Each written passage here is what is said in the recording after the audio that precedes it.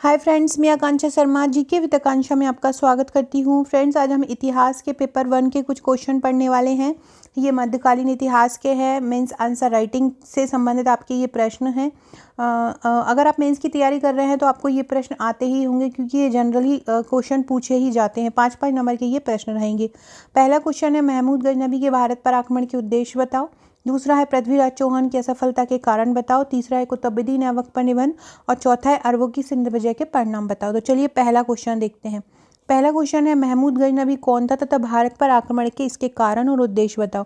महमूद गजनबी कौन था? तो गजनी साम्राज्य का यह महत्वपूर्ण शासक था और इसने भारत पर 17 बार आक्रमण किया। ये हमने थोड़ा सा इसका इंट्रो लिख लिया। अब हम इसके कारण और उद्देश्य लिखेंगे। क्या कारण था, उसने क्या उद्देश्य था जो उसने भारत पर आक्रमण किया था। तो प्रोफेसर हबीब जो इतिहासकार हैं, उनके अनुसार देखें तो उसके आक्रमण का जो उद्देश्य था वो धन प्राप्त करना था। महमूद गजनबी जिसने भारत पर आक्रमण किया, उसका मेन उद्देश्य क्या था? उसका मेन उद्देश्य था धन प्राप्त करना। महमूद अपनी प्रजा को सुख समृद्ध करना चाहता था। इसके लिए वो बहुत ज़्यादा धन प्राप्त करना चाहता था, क्योंकि वो अपनी प्रजा को सुख समृद्ध करना चाहता था। सुदृढ़ हस्ती सेना के लिए हाथियों को प्राप्त करने के उद्देश्य से वो सुदृढ़ एक मजबूत हाथियों की सेना प्राप्त करना चाहता था। और हाथियों को सेना में लेने का मतलब है बहुत सारा पैसा खर्च करना, तो इसके लिए भी वो पैसा एकत्र करना चाहता था। इस्लाम धर्म के प्रचार करने के लिए वो हर जगह जाके दूसरे देशों में जाकर अपने जो धर्म है उसका प्रचार प्रसार करना चाहता था। तो ये भी एक कारण था इस्लाम धर्म का प्रचार करना। अगला है, भारत में साम्राज्य स्थापित करने के लिए उद्देश्य, लेकिन किसी भी प्रदेश में अपना प्रतिनिधि नियुक्त उसने नहीं किया। उसका एक ये भी मंशा थी कि वो भारत में अपना साम्राज्य स्थापित करे। इसके अलावा खलीफा के आदेश पर उसने आक्रमण किया। अब हम लास्ट में निष्कर्ष लिख देंगे। उपरोक्त सभी मतों पर विचार करने के बाद निष्कर्ष निकला कि महमूद पर भारत पर किए गए आक्रमण का उद्देश्य धन लूटना था। इस प्रकार से हमने इंट्रो लिखा, उद्देश्य लिखे और लास्ट में अपना निष्कर्ष लिख दिया। फ्रेंड्स, अगर आपने मेरे मेंस का पैकेज लिया होगा तो आपको पेपर 1 की एक बुकलेट मिली होगी मध्यकालीन इतिहास की, उसमें आपको ये प्रश्न मिल जाएंगे। अगर आपने मेरे एमपीपीएससी मेंस के नोट्स नहीं लिए हैं तो आप ले सकते हैं। टोटल 40 बुकलेट मिलेंगी। 40 बुकलेट में आपको 28 बुकलेट 5 नंबर और 11 नंबर की मिलेंगी और 12 बुकलेट 3 नंबर की मिलेंगी। ये सभी जो नोट्स हैं वो ये प्रश्नोत्तर श्रृंखला में हस्तलिखित नोट्स हैं। प्रश्नोत्तर श्रृंखला में मतलब हर टॉपिक को प्रश्न और उत्तर फॉर्म में कवर किया है। कोई भी टॉपिक हो, जैसे कि हम यहाँ महमूद गजनबी पढ़ रहे हैं तो महमूद गजनबी से संबंधित जितना भी प्रश्न रहेगा वो एक साथ रहेगा। इसी प्रकार 3 नंबर के प्रश्नों की 12 बुकलेट अलग अलग topic wise unit wise cover की गई हैं, तो आप ये ले सकते हैं। अगला क्वेश्चन है, पृथ्वीराज चौहान व उसकी असफलता के कारण लिखो। तो पृथ्वीराज चौहान जो था वो चौहान वंश का महत्वपूर्ण शासक था। पृथ्वीराज चौहान कौन था? चौहान वंश का एक महत्वपूर्ण शासक था। उनकी वीरता का वर्णन पृथ्वीराज रासों में किया गया, जिसे चंद्रवरदाई ने लिखा गया। तो पृथ्वीराज चौहान कौन था? पृथ्वीराज चौहान चौहान वंश का एक महत्वपूर्ण शासक था। उनकी वीरता का वर्णन पृथ्वीराज रासों में किया गया और ये पृथ्वीराज रासों किसने लिखी? चंद्रवरदाई ने। तो सबसे पहले हमने पृथ्वीराज चौहान का इंट्रो लिख दिया। मुस्लिम आक्रमण से रक्षा के लिए अपने हिंदू सत्ता को बचाने के लिए सभी राजपूत राजा एकजुट होकर चौहान के नेतृत्व में ही लड़े थे। उन्हें सफलता मिली, लेकिन अंततः मोहम्मद गौरी के खिलाफ वो सफल नहीं हो सके थे। कारण क्या था कि मोहम्मद गौरी असफल रहे? तुर्कों के प्रति उदारता की नीति। चौहान थे, उन्होंने राजपूत थे, तो उन्होंने तुर्कों के प्रति थोड़ी सी नीति जो है वो उदार अपना ली, जिसके कारण वो असफल रहे। दूसरा क्या था कि जो पृथ्वीराज चौहान का जो सैन्य संगठन था, उनके आपस में ही गुटबाजी होने लगी थी, आपस में ही दोष उत्पन्न हो गए थे, जो भी एक असफलता का कारण रहा। सामंतवादी प्रवृत्ति, उनकी जो प्रकृति थी वो सामंतवादी थी। राजपूत जो हित थे वो भी आपस में टकराव करने लगे, जो भी एक असफलता का कारण बना।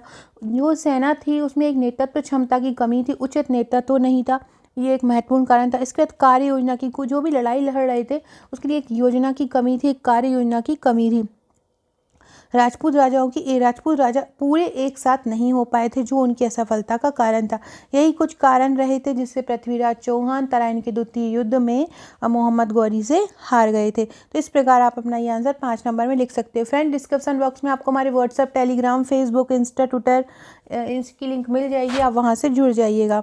अगला क्वेश्चन है कुतुबुद्दीन ऐबक पर निबंध लिखो। ये एक सिनॉप्सिस टाइप का है। इस एक चीज़ में आप बहुत डिटेल में आप इसको 2 पेज में भी लिख सकते हैं। तो कुतुबुद्दीन ऐबक को सबसे पहले समय किस कब से कब तक रहा था, तो 1206 से 1210 तक कुतुबुद्दीन ऐबक का समय रहा था। कब से कब तक, 1206 से 1210 तक। और ये जो कुतुबुद्दीन ऐबक थे वो गुलाम वंश के संस्थापक थे। मोहम्मद गौरी के ये सेवक थे। मोहम्मद गौरी ने जब मोहम्मद गौरी ने अपने रहते इनको इसका संस्थापक सौंप दिया था कि उनके बाद उनकी बीमारी के समय ही इन्होंने इनको संस्थापक बना दिया था। क्योंकि इनके गुलाम थे तो इसको गुलाम वंश कहने जाने लगा था। इनके सामने कठिनाइयाँ क्या आई थी, कुतुबुद्दीन ऐबक जब शासक बन गए थे, उन्होंने गुलाम वंश की स्थापना की थी, तो उनके सामने क्या समस्याएं, सबसे पहले तुर्क अमीरों की समस्या आई थी। जो दल होता था अमीरों का, वो उनके शासक बनने पे समस्या पैदा करने लगा था। उनके साथ समझौता करना इनके लिए मेन जो था एक टारगेट था। दूसरा था गुलाम प्रतिद्वंदियों, दूसरे और भी गुलाम थे जो वो भी उनके प्रतिद्वंदी बन गए थे। क्योंकि अब जो एक ही कैटेगरी का होता है वो आपस में लड़ेंगे ही कि आप शासक बन गए, हमें नहीं बनाया। तो गुलाम प्रतिद्वंदियों की एक समस्या थी। दूसरा थी सीमा प्रांतों की रक्षा। कुतुबुद्दीन ऐबक के समय क्या हुआ था, आसपास के सीमा क्षेत्रों से भी दूसरे लोग आक्रमण करने लगे थे। राजपूत राजा हुए या दूसरे हिंदू राजा हुए, मुस्लिम शासक हुए, तो वो भी तो सीमा प्रांतों से रक्षा भी एक इनका महत्वपूर्ण दायित्व था। उसके और उत्तर में अशांत वातावरण बन गया था। इनके समय में उत्तर में एक अशांति हो गई थी। राजपूतों की शक्ति का दमन करना इनका एक मेन जो टारगेट बन गया था। बंगाल बिहार में भी इनके समय विद्रोह होने लगे थे। तो ये कठिनाइयाँ ऐबक के समय आई थी। ऐबक की उपलब्धियाँ क्या रहे थे, तो सबसे पहले ऐबक की कार्य उपलब्धियों में सबसे पहले आया था ताजुद्दीन यलदौज का दमन। ताजुद्दीन यलदौज जो उन पर हमेशा बार बार हमला कर रहा था, और उन्होंने इल्तुतमिश के समय भी किया था, याद रखिएगा। इन्होंने उनका दमन किया। कब किया, 1208 ईस्वी में। तुर्की सरदार से इन्होंने वैवाहिक संबंध स्थापित किए। तुर्की सरदार से वैवाहिक संबंध स्थापित करने से क्या हुआ कि इनका वहाँ पे भी क्षेत्र विस्तार हो गया और उनसे भी अच्छे संबंध हो गए। बदायूं के हिंदू सरदारों का इन्होंने दमन किया। बंगाल तथा बिहार अधीन किए। कुतुब मीनार की नींव इन्होंने डाली, जिसको पूरा इल्तुतमिश ने किया था। अगर इनके पूरे चरित्र का मूल्यांकन करें तो ये मुस्लिम साम्राज्य का संस्थापक कहा जा सकता है। प्रतिभाशाली, सफल सेना नायक, कुशल कूटनीतिज्ञ, वफादार, साहसी, प्रजा प्रेमी, योग्य गुलाम। तो ये इनके मूल्यांकन में अगर आपसे 5 नंबर में पूछा जाए तो आप ये सभी चीज़ें लिख सकते हैं कि प्रतिभाशाली, सफल सेना नायक हैं, योग्य गुलाम हैं, प्रजा प्रेमी हैं, कुशल कूटनीतिज्ञ हैं, वफादार, साहसी हैं। निष्कर्ष में लिखिए लेन पूल के अनुसार ये मुस्लिम साम्राज्य का संस्थापक था। सो फ्रेंड, देख सकते हैं आप किस तरह से मैंने अपने आंसर को फॉर्मेट किया। मेरे जो पूरी 40 बुकलेट हैं इसी प्रकार से तैयार की गई है, फ्लो चार्ट डायग्राम में। चाहे अर्थशास्त्र हो, चाहे पॉलिटी हो, चाहे साइंस हो, सभी इस प्रकार से तैयार किया गया है। अगला है अरबों की सिंध विजय के परिणाम। आगे बढ़ने से पहले फ्रेंड्स मैं आपको अपनी टेस्ट सीरीज़ के बारे में बता दूं। MPPSC प्रीलिम्स की टेस्ट सीरीज़ जो है लॉन्च हो चुकी है। इसकी हार्ड कॉपी भी उपलब्ध है, आप घर पर इसको मंगा सकते हैं। घर पर आप बैठकर यूनिट वाइज ये 50 टेस्ट लगा सकते हैं। यूनिट वाइज पूरे प्रश्न हैं। साथ में आप हमारे नोट्स भी मंगा सकते हैं। प्री की 12 बुकलेट आपको मिलेंगी, तो प्री की 12 बुकलेट लेके उनके फैक्ट पढ़ के आप ये नोट्स मंगा सकते हैं। बहुत अच्छे से तैयार किए गए, हर एक पेज के नीचे उसका आंसर दिया गया है ताकि आपको आंसर ढूंढने में परेशानी ना पड़ी। इसके अलावा आपको जो नोट्स पढ़िए, नोट्स भी हैंड रिटन हैं और जिससे आपको पढ़ने में कोई भी असुविधा नहीं आएगी।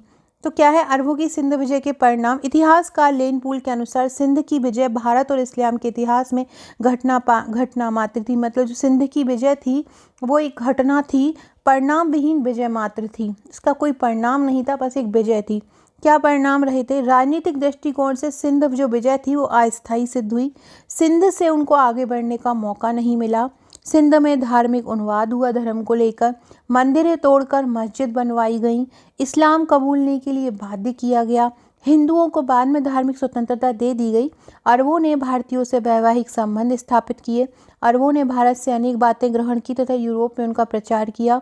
भारतीय कला, धर्म, दर्शन, ज्ञान, विज्ञान ने अरबों को बहुत अधिक प्रभावित किया। बगदाद और अरब सागर में फारस की खाड़ी द्वारा सीधा व्यापारिक संबंध स्थापित हुआ।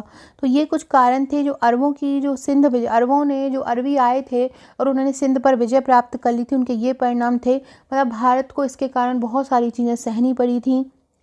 धार्मिक उन्माद सबसे ज़्यादा धर्म को लेके सबसे ज़्यादा उन्माद हुआ था, क्योंकि मंदिरों को तोड़कर मस्जिदों को बनवाया गया था और लोगों को इस्लाम कबूलने के लिए बाध्य किया गया था। तो ये कुछ कारण थे जो अरबों की सिंध विजय के परिणाम थे। लास्ट में आप लिख सकते हो कि इस प्रकार अरबों की सिंध विजय के परिणाम स्वरूप सबसे ज़्यादा अहित हुआ है वो धर्म को लेकर हुआ है और धार्मिक उन्माद देखने को मिला है। तो इस प्रकार आप निष्कर्ष लिख सकते हैं। आगे जब कोई इतिहास में जब हम कोई लिखते हैं तो इंट्रो में कोई इतिहासकार का नाम लिख देते हैं तो हमारा आंसर जो है बहुत ज़्यादा प्रभावपूर्ण दिखने लगता है और अट्रैक्ट बहुत ज़्यादा करता है। इसके अलावा हम फ्लो चार्ट डायग्राम का यूज़ कर लेते हैं तो आंसर बहुत अच्छा दिखने लगता है। सो फ्रेंड, ये था मेरा आज का वीडियो अच्छा लगा हो तो लाइक शेयर सब्सक्राइब जरूर कीजिएगा, चैनल को शेयर कीजिएगा। Okay friends, thank you.